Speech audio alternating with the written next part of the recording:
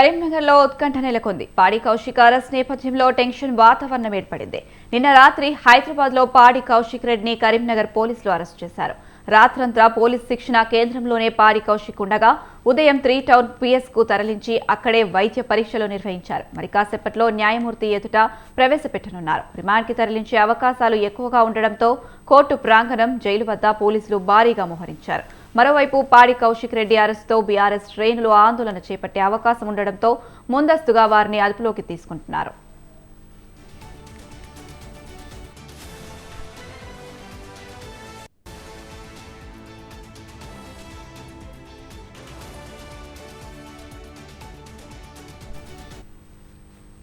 ఇదే అంశానికి సంబంధించి మరింత సమాచారం మా కరెస్పాండెంట్ రవి అందిస్తారు. రవి, ఏదైతే కరీంనగర్ లో ఆదివారం జరిగిన సమీక్ష సమావేశంలో ఎమ్మెల్యే సంజయ్ తో పాటు పాడి కౌశిక్ రెడ్డి వాగ్వివాదానికి దిగిన విషయం తెలిసిందే. అయితే మంత్రులు ఆ కార్యక్రమంలో పాల్గొన్న ఉత్తమ్ కుమార్ రెడ్డి, పొన్న ప్రభాకర్ సమక్షంలోనే సంజయ్ ను ఏ పార్టీలో ఉన్నావంటూ కౌశిక్ రెడ్డిని నిలదీశారు. బీఆర్ఎస్ లో గెలిచి కాంగ్రెస్ పార్టీలో చేరిన సార్థపరుడు అని అంటూ ఆగ్రహం వ్యక్తం చేశారు.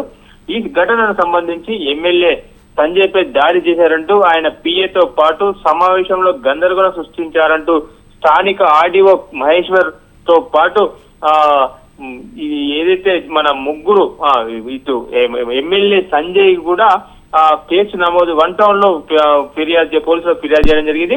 ఈ నేపథ్యంలో హైదరాబాద్ లో ఉన్న కౌశిక్ రెడ్డిని నిన్న రాత్రి అరెస్ట్ చేసి కరీంనగర్ 3 టౌన్ పోలీస్ స్టేషన్ తీసుకొచ్చి రాత్రి నుంచి పోలీస్ స్టేషన్ లో ఉంచడం జరిగింది.